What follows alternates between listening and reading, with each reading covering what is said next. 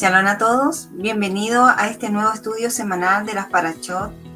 Esta semana veremos la segunda aliyá de la Parashá Tetzaveh. El nombre de la Parashá Tetzaveh significa mandó y se encuentra en Éxodo 27:20.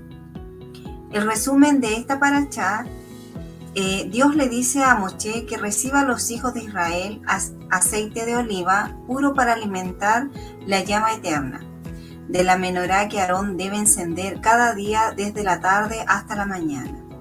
Se describen las vestiduras sacerdotales que deben usar los Kohanim, sacerdotes, mientras sirven en el santuario. Todos los Kohanim vestían el ketonet, que es una túnica de lino de longitud completa, misnasayim, que es un calzón de lino, y misnefet, o mikvah, que es un turbante de lino. También ud avnet, que es una faja larga enrollada por encima de la cintura. Además, el Kohen Gadol, que es el sumo sacerdote, vestía los mismos implementos que los Kohanim, más el efod. Él es una prenda parecida a un delantal hecha de lana, lino e hilo de oro teñido de azul, púrpura y rojo. También el hochem, que es un pectoral que contiene 12 piedras preciosas con los nombres de las 12 tribus de Israel inscritos en el Meir, que es una capa de lana azul con campanillas de oro y granadas decorativas en el dobladillo. El tzitz es una placa de oro que se lleva en el frente y que lleva inscripción Santo para Hashem.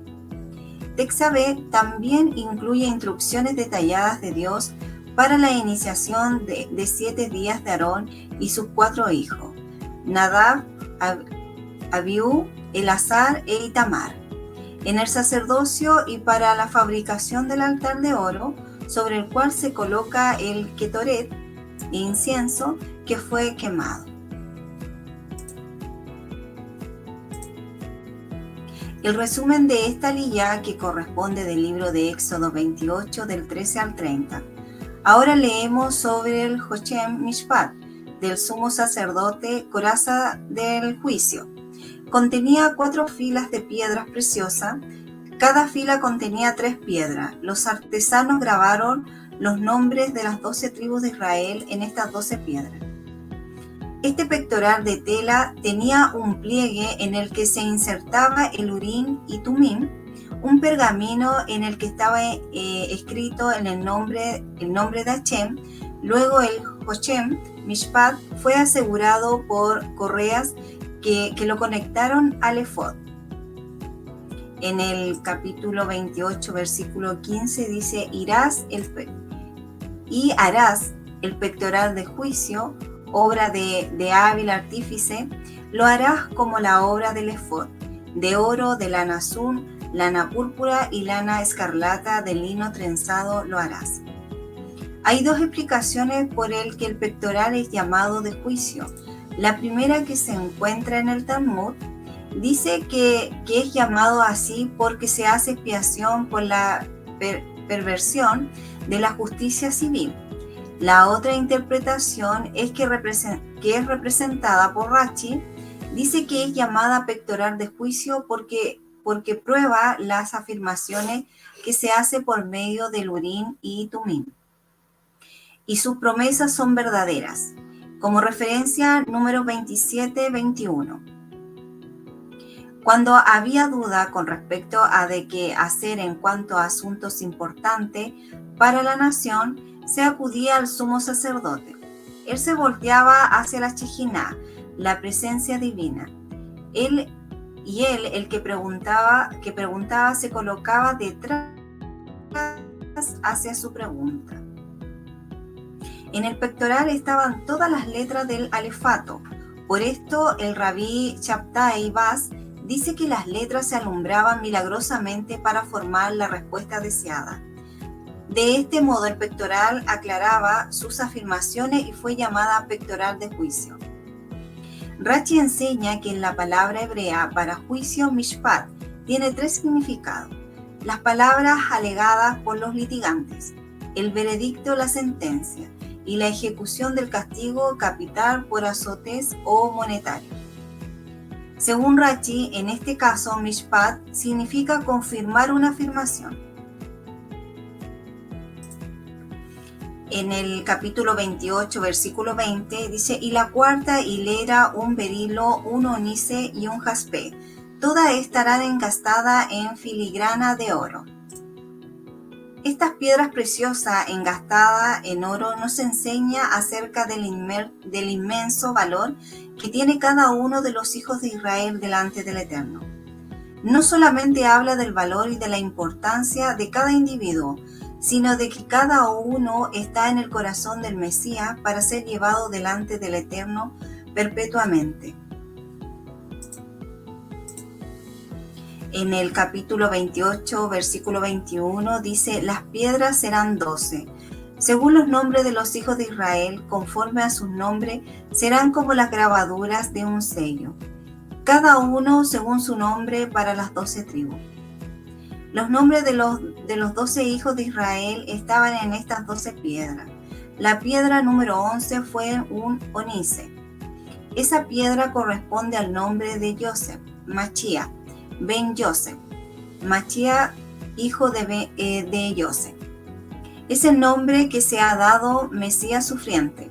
La piedra de Joseph, onice, también estaba sobre los hombros. Esto nos enseña que el Mesías, como siervo sufriente, hijo de Joseph, llevó las 12 tribus sobre sus hombros. Según el Midrash, junto con los 12 nombres de los hijos de Israel, también fueron grabadas de las letras de los nombres de los 3 patriarcas, Abraham, Isaac y Jacob, y luego las palabras Shiptei y Yeshurun, que significa las 12 tribus de Yeshurun. El nombre de Yeshurun es el nombre más sublime del pueblo. Los 3 nombres del pueblo son Jacob, Israel y Yeshurun, como referencia en Deuteronomio 32:15, 33 del 5 al 26, Isaías 44:2. De esta manera había 6 letras en cada piedra, y en total 72 letras, incluyendo las 22 letras del alfabeto hebreo. Esto era necesario para que las sentencias pudieran ser construidas combinando las letras a fin de transmitir mensaje por medio del Urim y Tumim. En el capítulo 28, versículo 29, y Aarón llevará los nombres de los hijos de Israel en el pectoral del juicio, sobre su corazón cuando entre en el lugar santo, continuamente por memorial delante de Hashem. Esto nos enseña que el Mesías está llevando cada uno de los hijos de Israel sobre su corazón en este momento, presentándolo delante del Padre. Como hemos dicho antes, el ministerio de Melquisedec fue compartido con los hijos del Mesías cuando habían pasado 50 días desde su resurrección. Ellos ya habían recibido el poder de la resurrección y de manera que la vida indestructible les había sido impartida, como está escrito en Juan 20:22. Después de decir esto, sopló sobre ellos y les dice: recibid el espíritu de santidad. En el capítulo 28, versículo 30, pondrás en el pectoral del juicio el Urim y el Tumim, y estarán sobre el corazón de Aarón cuando entre a la presencia de Hashem. Y Aarón llevará continuamente el juicio de los hijos de Israel sobre su corazón delante de Hashem. La palabra hebrea Urim, plural de Ur, que significa llamas, luces, y la palabra hebrea Tumim, plural de Tam, que significa cumplimiento, perfecciones. El Talmud dice: ¿por qué fueron llamados Urim y Tumim? Urim porque hicieron que sus palabras se iluminaran, y Tumim porque cumplieron sus palabras. Como lo dijimos al comienzo, según Rashi, Urim Tumim es el nombre de un pergamino en el que estaba escrito el nombre del Eterno. Ese pergamino fue puesto dentro de los pliegues del pectoral y causaba que las letras se iluminaran y se perfeccionaran cuando daba una respuesta divina. En el tiempo del segundo templo había desaparecido el Urim y el Tumim. El Urim y Tumim fue usado para consultar al Eterno de cosas de importancia nacional. Como referencia, Jueces 20 del 27 al 28 y Primera de Samuel 23 del 9 al 12. Esto significa que el Urim y Tumim representa la revelación de la voluntad del Eterno. Urim, luce, es la revelación de su voluntad. Tumim, perfecciones en el cumplimiento de su voluntad. En el ministerio de Melquisedec, el Urim y Tumim están dentro del corazón del sacerdote. Su único deseo es que haga la voluntad del Eterno y tiene una oración constante: Señor, revélame tu voluntad y ayúdame a cumplirla perfectamente. Las piedras con los nombres de los hijos de Israel están más lejos del corazón que el Urim y Tumim. Esto nos enseña que la voluntad del Eterno es más importante para un sacerdote que los hombres y tiene la máxima prioridad. Y la cosa más cercana al corazón, este es el resultado del pacto renovado, como está escrito en Hebreos 10 del 14 al 17. Porque una ofrenda Él ha hecho perfectos, Tumim, para siempre y a los que son santificados. Y también el Espíritu de Santidad nos da testimonio, porque después de haber dicho: este es el pacto que haré con ellos después de aquellos días, dice Hashem, pondré mis leyes en su corazón y en su mente la escribiré. Urim, añade: y nunca más me acordaré de sus pecados e iniquidades. Tumim. Cuando el sacerdote mesiánico ora por los preciosos hermanos que están en su corazón, tiene el Urim y el Tumim como base, pidiendo que la voluntad del Eterno sea revelada y que las personas puedan cumplirla y llegar a ser perfectas.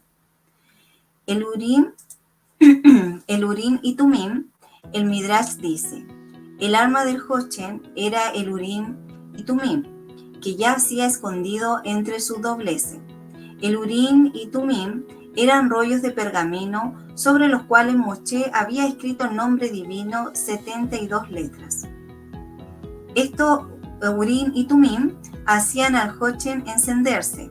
Las letras suplían la respuesta divina a preguntas que le eran formuladas. De aquí el nombre Urim y Tumim. Urim, las letras se encendían de la raíz, luz. Tumim, su dicho era final e inalterable, derivado de perfecto en contraste. Las palabras de un profeta no eran finales sino condicionales, dependiendo de su techúa. El Jochen era también llamado Jochen Mishpat, porque la decisión final de Mishpat en cada cuestión dudosa era alcanzada por medio del Urim y Tumim. Solo cuestiones concernientes al rey, el Beit Din o el Clan Israel íntegra podrían ser resueltas por medio del Urim y Tumim. No era permitido interrogarlo por motivos privados. El interrogador solo solía llegar al Kohen Gadol, que estaba usando el Urim y Tumim. El Kohen Gadol tornaba su rostro en la dirección de Aarón, sobre el cual la Shejiná descansaba, y el interrogador, parado detrás de él, tenía que hacer su pregunta en una voz queda, en el tono de alguien de que está orando. El Kohen Gadol era entonces inspirado por el Ruach HaKodesh, la inspiración divina. Cuando miraba las letras que se iluminaban sobre el Jochen, podía combinarlas correctamente y descifrar la réplica de Hashem. Los Urim y Tumim fueron consultados por el Beit Israel por todo el periodo del Tanaj. Cesaron de funcionar con la destrucción del primer Beit Hamikdash. Después de la muerte de Yehoshua, los Benei Israel preguntaron al Urim y Tumim: ¿quién saldrá a la guerra contra los cananíes primero? Hashem suplió la respuesta diciendo: Yehudá saldrá primero. Yo he entregado la tierra en su mano. Yehudá fue escogido por Hashem, puesto que era la tribu guía. Un milagro adicional ocurrió por medio del Urim y Tumim. Ellos indicaban cuando una transgresión había tenido lugar dentro de sí en una tribu. Cuando un pecado era cometido, la gema preciosa de aquella tribu se oscurecía. Un ejemplo de esto es encontrado en el Sefer de Yehoshua. En el curso de la conquista de Eretz, Israel y los Benei Israel atacaron a la ciudad Al y fueron derrotados. Yehoshua se posternó él mismo ante Hashem, rogándole a él revelar la razón de su derrota. Hashem respondió que los Benei Israel habían violado el juramento, prohibiéndoles a ellos tomar cualquiera de los despojos de Jericó, porque la ciudad entera iba a ser consagrada al Todopoderoso. Al final de determinar la identidad del pecador, Yehoshua miró a Jochem y halló la gema de la tribu de Yehudá, y se había oscurecido. Por lo tanto, supo que el pecador era un miembro de aquella tribu y lanzó suerte entre la familia de Yehudá. La suerte señaló a la familia culpable. Yehoshua lanzó una segunda suerte entre los miembros individuales de aquella familia. La suerte señaló a Han, quien después de ellos confesó su culpa.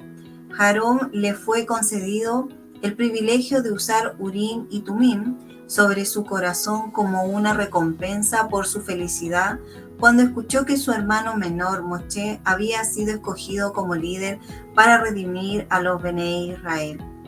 Hashem dijo que el corazón que no sintió celos use el Jochem conteniendo el Urim y Tumim. Para más información con respecto a Urim y Tumim, te recomendamos ver el estudio de nuestro Moré y en nuestra página web y en YouTube. La Parashá Tetzaveh 5784, Urim Tumim. Shalom a todos, buena semana.